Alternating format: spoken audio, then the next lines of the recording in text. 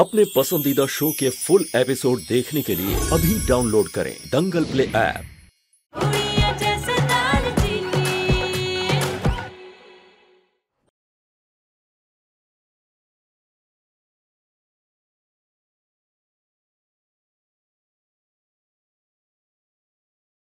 मेरा मैसेज का जवाब क्यों नहीं दिया आपने? मैं क्या बेवकूफ हूं जो हमेशा आपके मैसेज का इंतजार करती रहूंगी?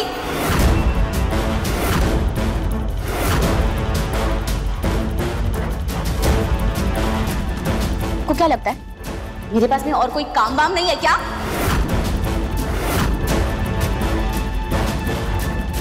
एक्सक्यूज मी, क्या कर रही हो तुम? बताओ मुझे। छोड़िए, जरूरी बात थी इसीलिए मैसेज किया था।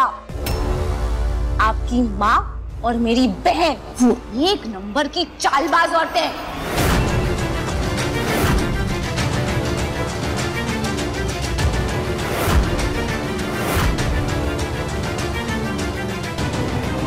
आपको पता भी है हम दोनों को अलग करने के लिए क्या क्या चालों की खिचड़ी पका रही है वो लोग।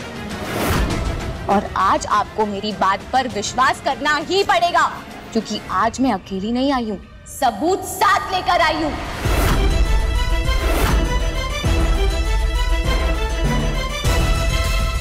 ये देखने के बाद ना आपको बहुत बड़ा धक्का लगेगा जब आप अपनी प्यारी सी माँ की सच्चाई जान लेंगे।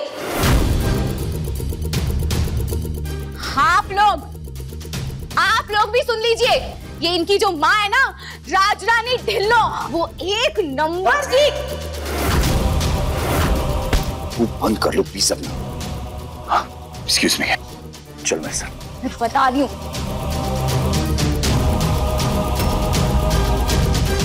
दालचीनी, हो क्या गया तुम्हें? ये क्या पागलपन था? हाँ, मेरी तरफ देखो, मैं तुमसे बात कर रहा हूँ ना। Look at me damn it. तुम्हारी हिम्मत कैसे हुई ऑफिस में आकर मेरे पूरे स्टाफ के सामने बदतमीजी करने की? यू इवन नो तुमने हर दिन मेरी जिंदगी जहन्नुम बनाकर रख दिया है। हर दिन कोई ना कोई नया स्यापा लेकर आ जाती हो तुम। अभी जस्ट गो। रुक जाइए।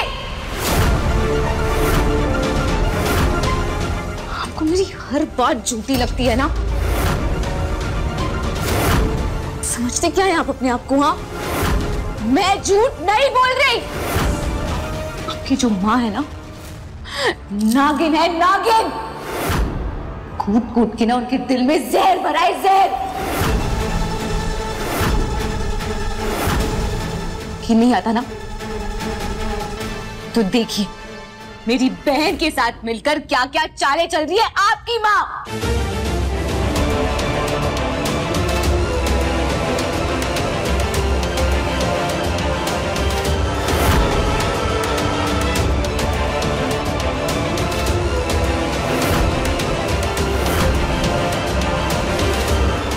तेज, हट।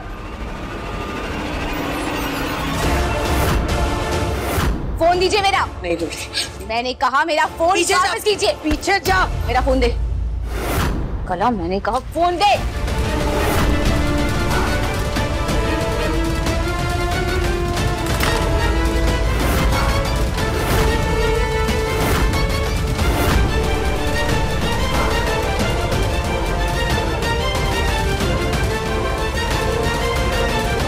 देखा अपनी सच्चाई बाहर आने से कैसे डर रहे हैं ये लोग।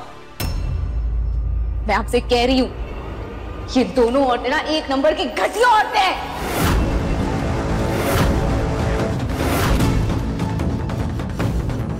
कुछ समझ नहीं आता, दिखाई नहीं देना क्या आपको? तू देख रहा है कैसा बिहेवियर कर रही है? घर पे भी कुछ बहुत वियर्ड सा बिहेवियर कर रही थी बेटा। मुझे बहुत घबराहट हो रही है बच्चे। तुझे पता है इसने घर पे क्या किया?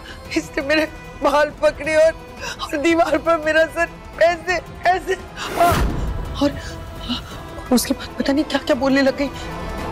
भी इस लड़की को इतना अग्रेसिव नहीं देखा। मुझे डर लग रहा है बेटा, इसकी दिमागी हालत ठीक नहीं लग रही है। एक second mom, you are right. मैंने भी दालचीनी को पहले कभी ऐसा नहीं देखा। इतना एग्रेसिव पहले कभी नहीं हुई है ना। दालचीनी, आर यू ओके? ऐसी हालत में ना इसे हमें घर पे नहीं रखना चाहिए। छोटे छोटे बच्चे अगर उन्हें कुछ हो गया तो तू बात सुन, तू लॉयर को लेकर हॉस्पिटल पहुंच, मैं और कला इसे लेकर हॉस्पिटल जाते हैं। हाँ प्लीज बेटा प्लीज।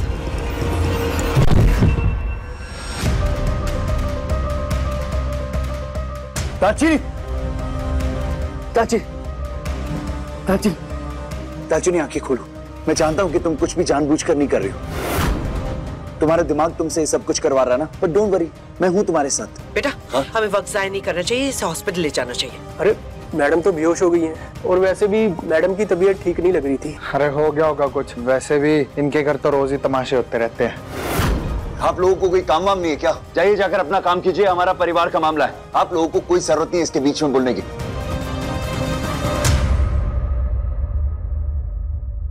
ये तो होना ही था पुत्र। घर की बहू इस तरह से बिहेव करेगी तो लोग तो बातें बनाएंगे, किस किस का मुंह बंद करेंगे।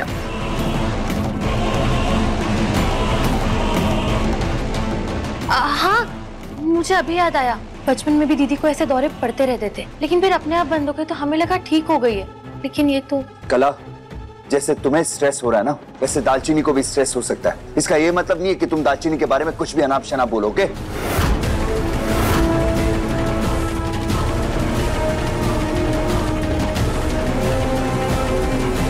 हम इसे हॉस्पिटल लेकर जाते हैं तो वकील लेकर। अरे मेरी बात तो सुन।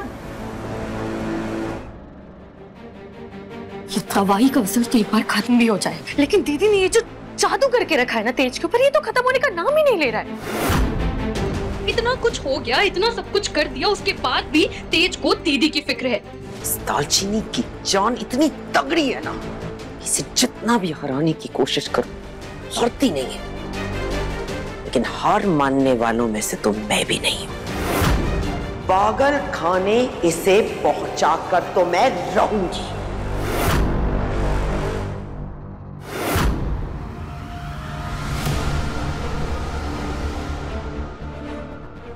लेकिन एग्जैक्टली हुआ क्या था? क्या बताएं डॉक्टर, हमारे तो नसीब ही खराब है। आज ही मुझे पता चला कि हमारी बहू को पागलपन के दौरे आया करते थे। आज इसने मेरे बाल पकड़कर दीवार पर मेरा सर दौड़ा दौड़ा कर सबको मार रही है घर पर। मेरी तो समझ में नहीं आ रहा हो क्या रहा है। डॉक्टर साहब, इसका जो भी ट्रीटमेंट होगा, जो भी एक्सपेंस होगा, हम सारे पैसे खर्च करेंगे। बस हमें ये बता दीजिए कि हम कौन से मेंटल इंस्टीट्यूशन में इसको डाल सकते हैं।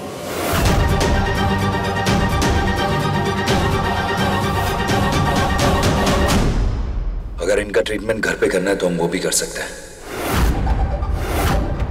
पर हाँ, एक्चुअली बहुत ज्यादा एग्रेसिव हो गई थी आज, और इनफैक्ट मारपीट करते हुए तो मैंने आज तक नहीं देखा दालचीनी को कभी। देखिए, मैं जानती हूँ कि आपके घर पे रिसेंटली अभी एक डेथ हुई है। ऐसे स्ट्रेस भरे माहौल में ये होना पॉसिबल है। आप इनका ट्रीटमेंट बिल्कुल घर पे कर सकते हैं, पर आपको इनका खास ख्याल रखना होगा। इनको किसी भी तरह के स्ट्रेस से आपको बचाना होगा। अगर इन्हें फिर से कोई सदमा लगा तो ये पागल हो सकती है ना।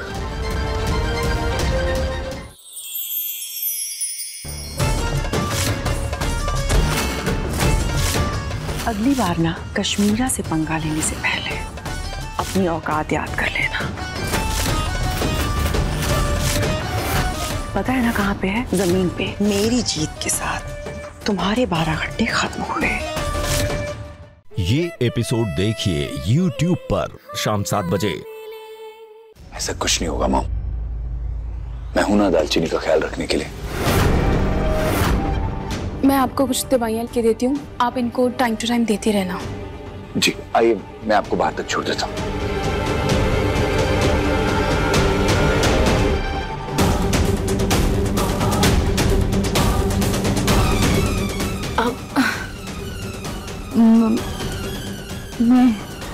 मैं यहाँ कैसे?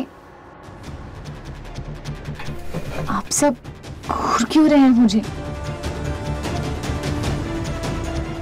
कुछ हुआ था क्या? मुझे सर में बहुत दर्द हो रहा है। 1 मिनट। उठने की जरूरत नहीं है दालचीनी, तुम्हें डॉक्टर ने कहा कि तुम आराम करो प्लीज। तेज बेटा, बुरा मत मानना, लेकिन जिस तरह से ये लड़की बिहेव कर रही है, इतनी अग्रेसिव हो रही है, सबको मार पीट रही है, मैं अपनी पूरी फैमिली को रिस्क पर नहीं डाल सकती। मैं तो कहती हूँ कि हमें कोर्ट से बात करनी चाहिए। जो ऑर्डर ये लड़की लेकर आई है, हम रिक्वेस्ट करेंगे कि 1 महीने तो इस लड़की को हम घर में नहीं रख सकते। कि अगली बार किसको मार पीट दे, क्या पता बेटा। मारपीट? मैंने मारपीट कब की? मेरी एक रिक्वेस्ट है तुमसे, तुम जितने भी दिन इस घर में रह रही हो ना, प्लीज थोड़ा सुख शांति से रहो। तुम्हें ना किसी से लड़ने झगड़ने की जरूरत है, ना ही किसी पे कुछ इल्जाम लगाने की जरूरत है, और ना ही किसी को झूठा सही जो भी है प्रूव करने की जरूरत है। डॉक्टर ने कहा है कि तुम्हें स्ट्रेस नहीं लेना है, सो प्लीज अब जितने भी दिन हो स्ट्रेस फ्री रहो और आराम से रहो। दालचीनी, मेरी बात कान खोल के सुन ले। अगर तूने अगली बार मुझ पर या कला पर कोई घिनौना इल्जाम लगाया या कोई चाल चली हमारे अगेंस्ट, तो मैं भी चुप नहीं बैठूंगी।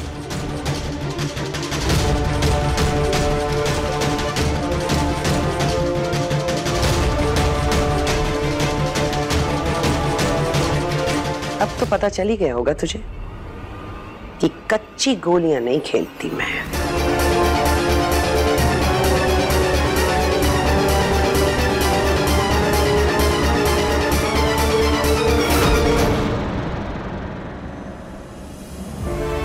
लेकिन उधर तूने अगर शराब में पिया ही नहीं था तो फिर ये कैसे हो गया?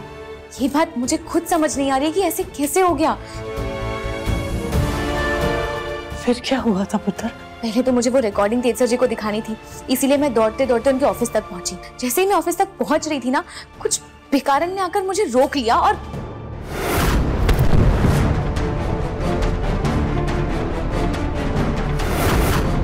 एक मिनट बीजी, वो जो भिखारन औरत थी ना, उनके हाथ में भी वैसी ही अंगूठी थी जैसे जैसे मम्मी जी पहनती हैं।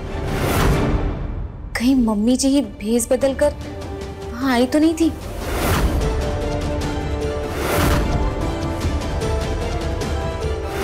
अब सब समझ में आ रहा है। पता है वो औरत मुझे इतना जबरदस्ती कर रही थी ना वो प्रसाद खाने के लिए, जरूर मम्मी जी ने ना उस प्रसाद में कुछ मिलाया होगा। मैंने कहा था पुत्र तुझे, ये औरत बहुत खतरनाक है। अगर इसने ठान लिया है ना ये कला के साथ मिलके तुझे पागल साबित करके रहेगी।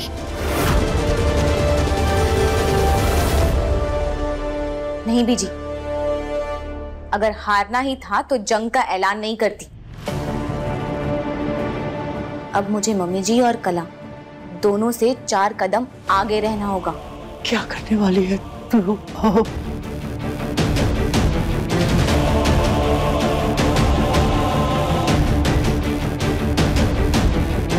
हेलो सर जी, आपसे कुछ मदद चाहिए थी।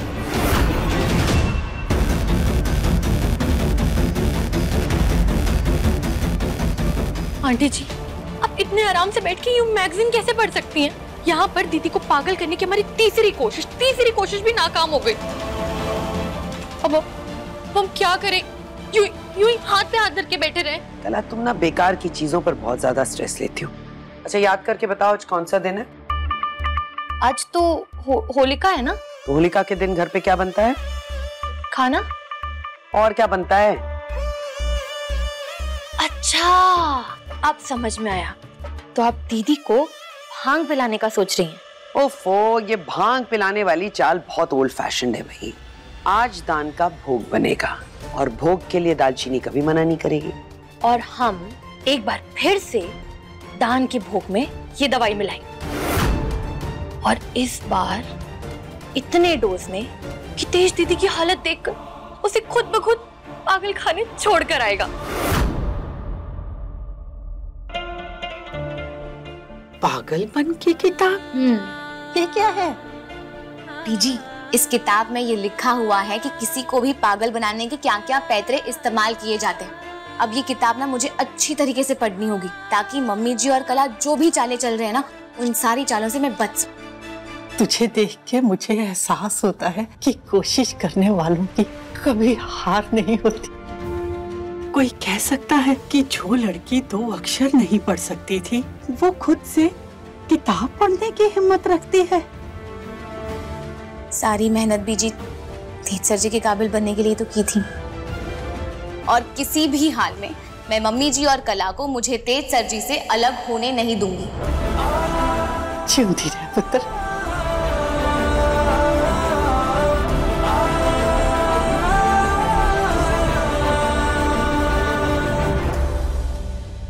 शुरू से ही कहा था ना कि इस घर के लोग हमेशा से हमें पराया समझते हैं। तभी तो तेरी मौत का कोई गम नहीं है ना। इसको पार्टियां करने की बात कर रहे हैं, होली मनाने की बात कर रहे हैं लोग। ऐसी बात नहीं है पुत्र, तू तो जानती ही है कि कला का क्या हाल है, और उधर दालचीनी का भी तनाव की वजह से सेहत पे बहुत बुरा असर पड़ा है। हम चाहते हैं कि आप दोनों को खुश करने के लिए हम जो भी करना पड़े हम करने के लिए तैयार हैं। हमने सोचा इसी बहाने आपका दिल बहल जाएगा। दिल बहलाने के लिए इस घर के लोग क्या मेरी विधवा बहू पे रंग डाल देंगे? तुझे इतना ही ऐतराज है तो होली मनाने का प्लान हम कैंसिल कर देते हैं। हाँ दादाजी, वैसे मेरा भी कोई खास मन नहीं है इस बार होली मनाने का।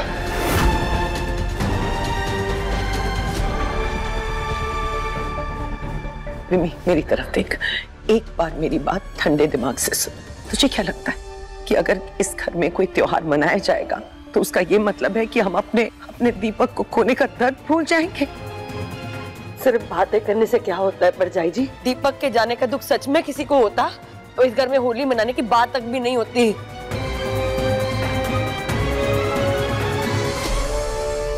तुझे पता है, ये बात सुनकर सबसे पहला ख्याल मेरे भी दिल में यही आया था।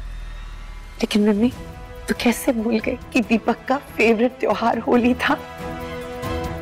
तुझे याद है, होली से एक रात पहले वो इतना एक्साइटेड होता था कि सोता नहीं था, और होली के 2 हफ्ते बाद तक वो पिचकारी लेकर घर पर सबको भिगोता था। आज अगर हमारा बच्चा स्वर्ग से हमें देखेगा तो क्या उसे अच्छा लगेगा कि उसके परिवार वाले होली के दिन शोक मना रहे? पुत्र, क्या इस साल हम दीपक की याद में होली नहीं मना सकते?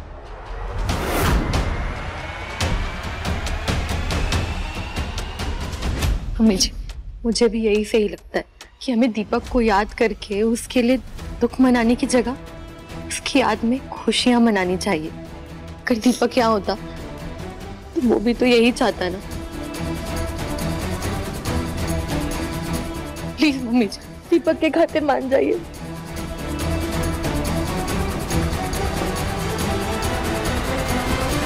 मुझे माफ कर दे, मैं अपने गम में इतना डूब गई थी कि तेरे जज्बात मुझे नजर नहीं आ रहे थे। माफ कर दे। इस घर में हम होली जरूर मनाएंगे। मैं दीपक को याद करने का कोई मौका गंवाना नहीं चाहती। होली मनाएंगे।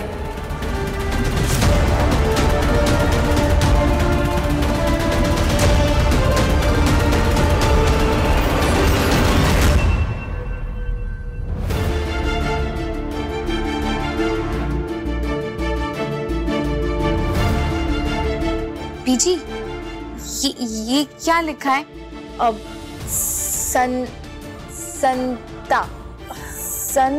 संतुलन। बीजी, इस किताब में भी यही लिखा है कि किसी के भी दिमागी संतुलन बिगाड़ने का सबसे आसान तरीका ना ये केमिकल वाली दवाइयां हैं।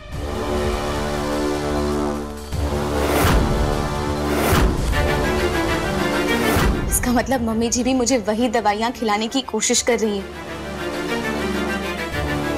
बहुत अफसोस होता है बीजी कि एक औरत जो एक माँ है वो अपने खुद के बेटे का घर तोड़ने के लिए इस हद तक जा सकती है। पर बीजी, मैंने बिना ठान लिया है कि मैं इन दोनों को जीतने नहीं दूंगी।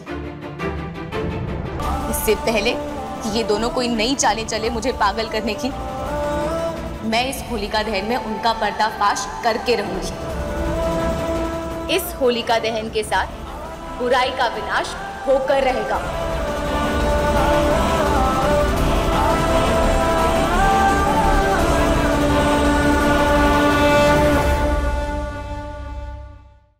पिछले कुछ दिनों में जो भी हो रहा था ना दीपू, मैं तुझे कह नहीं पाया उसकी वजह से, but I really love you, bro. I miss you so much. Happy Holi, happy Holi, happy Holi. Tej भाई, तेज भाई। ओके। तेज भाई, तेज भाई। दीपक, मैंने कहा था तू कलर नहीं लगाएगा मुझे। भाई आज आपकी सारी बात ना मानने की परमिशन है मेरे पास। अभी बताता हूँ तुझे, रुक। छोटे, ये ले मेरे नोट्स, ये पढ़ेगा एकदम पास हो जाएगा। थैंक यू सो मच भाई, वरना मुझे तो लग रहा था मैं इस साल फेल ही हो जाऊंगा। तू और मैं कोई अलग है क्या? तू फेल तो मैं फेल, और तू पास तो मैं पास। आई लव यू भाई। कहाँ चला गया यार तू दीपू? मैंने तुझे कभी बताया नहीं, पर तू मेरा सबसे बड़ा सपोर्ट सिस्टम था। आज घर में इतना कुछ हो रहा है और तू ही मेरे साथ नहीं। एकदम से अकेला सा पड़ गया हूं यार, बहुत मिस कर रहा हूं तुझे।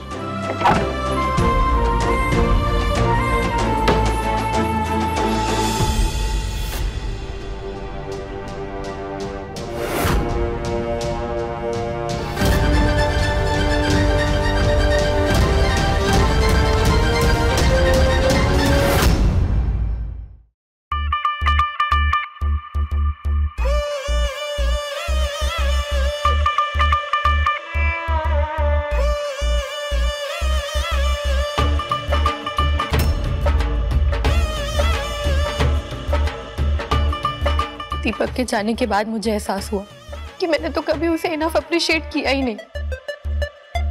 तुम्हें पता है, आड़ी टेढ़ी हरकतें करता रहता था सिर्फ मुझे हंसाने के लिए। मैंने कभी ये सोचा ही नहीं कि उसके चले जाने के बाद मैं हंसना ही भूल जाऊंगी। हम सबको एक बहुत बड़ी सीख देकर गया दीपक, कि हम अपने रिश्तों की कीमत को पहचानें। शायद इसीलिए कुछ रिश्तों की कीमत मुझे अब समझ में आ रही है। तेज, तुम भी कोशिश करो। हो सकता है कुछ रिश्ते तुम्हारे सामने हैं जिन्हें तुम देख नहीं पा रहे।